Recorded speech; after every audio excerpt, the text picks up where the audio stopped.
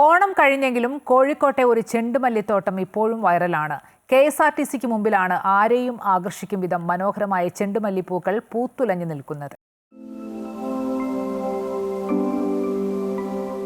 ഓണത്തിന് പൂക്കേണ്ട ചെണ്ടുമല്ലിപ്പൂക്കൾ ഓണം കഴിഞ്ഞു പൂത്തപ്പോൾ കൂടുതൽ കൗതുകമായി.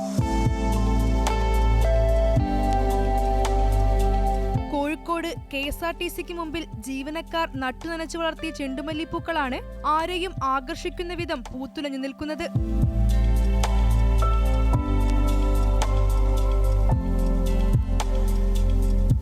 KSRTC ജീവനക്കാരനും കൃഷി അത്രമേൽ സ്നേഹിക്കുന്ന വ്യക്തിയുമായ സുനിൽകുമാർ വെള്ളന്നൂരാണ് ചെണ്ടുമല്ലി കൃഷിക്ക് നേതൃത്വം നൽകിയത്. ഓണത്തിന് ബേസ് ചെയ്ത് ഞങ്ങൾ ചെയ്തതാണ്. ഓണത്തിന് ബേസ് ചെയ്യുമ്പോൾ ഓണത്തിൻ്റെ ഒരു അങ്ങോട്ടും ഡേറ്റ് മാറിപ്പോയി.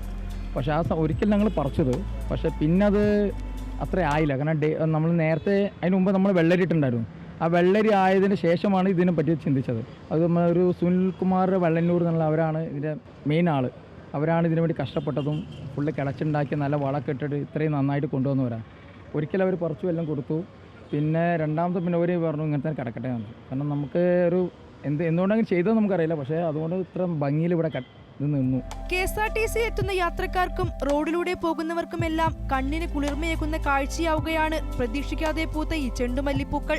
അവ പറിച്ചെടുക്കാതെ ചെടികളിൽ ആടിയുറഞ്ഞു നിൽക്കുന്നത് കാണാനാണ് ജീവനക്കാർക്കും ഇഷ്ടം. അതുകൊണ്ട് തോട്ടം കൃത്യമായി അവർ പരിപാലിക്കുകയാണ്.